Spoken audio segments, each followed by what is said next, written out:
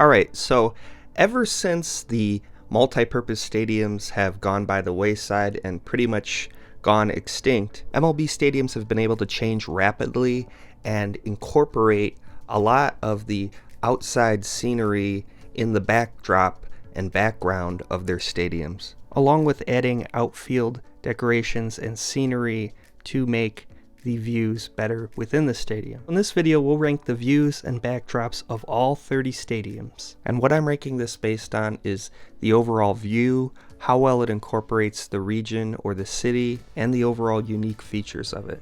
And number 30 is going to be Tropicana Field.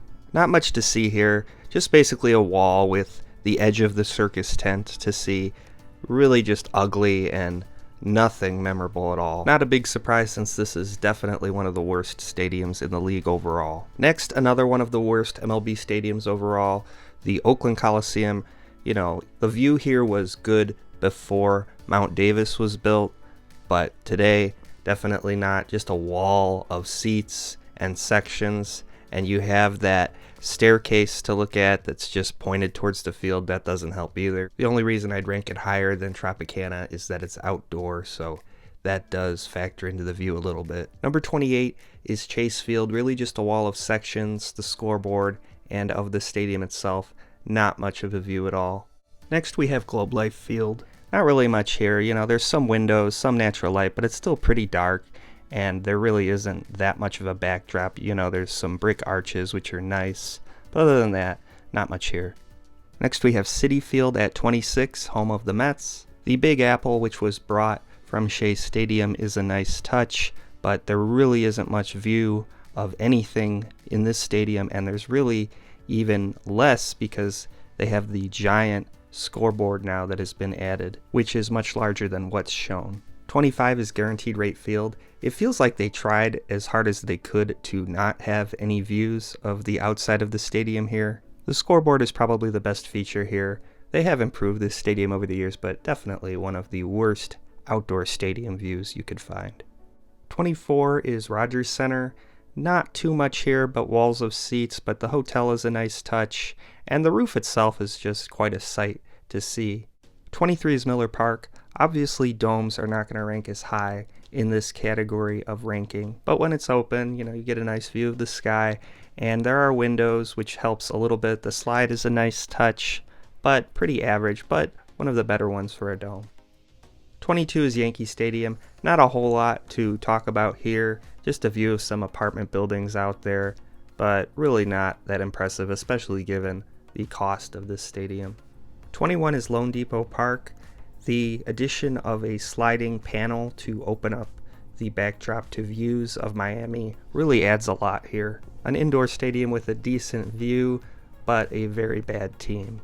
Number 20 is Nationals Park.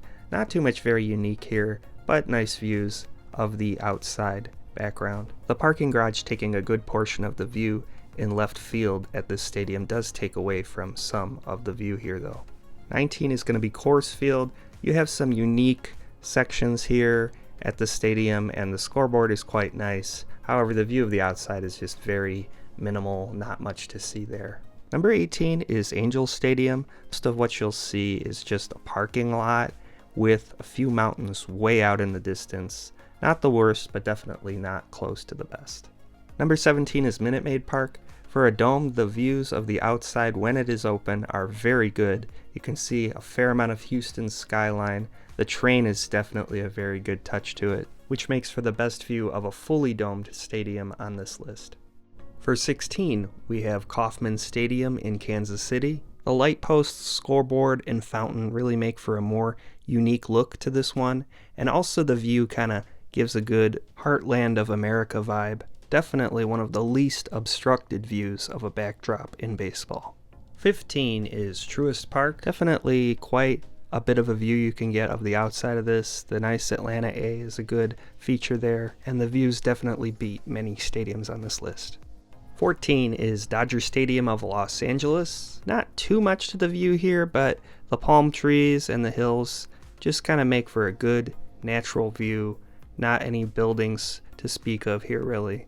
13 is T-Mobile Park. For a stadium with limited outside views, It is quite a good view with the skyline of Seattle and the other stadium of the city in CenturyLink Field. Its retractable roof also adds somewhat to the view, as no other stadium has a retractable roof with the sides open at all times. 12 is CenturyLink Field. You get a nice distant view of Philadelphia along with a Liberty Bell sign, which is a very good feature there. Probably the best view of a city skyline from that distance of any MLB stadium.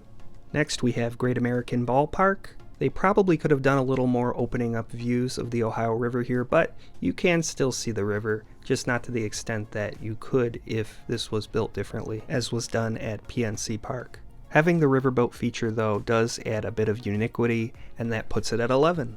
Going into the top 10, we will start with Fenway Park, probably the best interior stadium backdrop in MLB, but I can't rank it any higher because the views of the outside are fairly limited. Number 9 is Target Field. Great views of the city of Minneapolis, great sign for the Minnesota Twins, and just an overall well executed view at a ballpark. Number 8, I have Comerica Park. You get a pretty complete view of the skyline of Detroit here. The left side, not so much of a great view, however, with the almost complete skyline in the view of this stadium, it lands it at number 8. Number 7 is Progressive Field. In this you get one of the largest scoreboards in baseball, while also getting a view of some of the state's tallest buildings, along with a decent view of the city down the middle. Having so much in the view here definitely puts it as one of the higher ones on the list. 6 is Wrigley Field. You have a very unique scoreboard here, and the neighborhood look with the buildings and the Wrigley rooftops really adds a lot here. Definitely one of the most unique backdrops in baseball. 5 is Petco Park in San Diego. Just a great all-around view of downtown, along with some good features within the ballpark, with the Western Metal Supply Co. Company building in there converted in left field, along with the lawn seating down the middle. 4 is Camden Yards. The view of the B&O warehouse is truly one of a kind, all while still getting great views of the city and its skyline. Number 3 is Busch Stadium. In this you have a great view of the St. Louis Old Courthouse and the Gateway Arch, which just makes for a great view in one of the great baseball cities. And number 2 is PNC Park. Just so much here. You have the Allegheny River, the Roberto Clemente Bridge, a pretty much full skyline of Pittsburgh, really just the best city view in a stadium in MLB. And number 1 is Oracle Park. Really just no other view like it. You have this view of the bay that can't be really matched, at least as far as natural views at a stadium. And you have nice views of the boats, and the Coca-Cola bottle and ball glove add more on the left side as well. All of this combines for the best backdrop, background, and view of a stadium in baseball. So those are the rankings. Let me know what you think, and thank you for watching.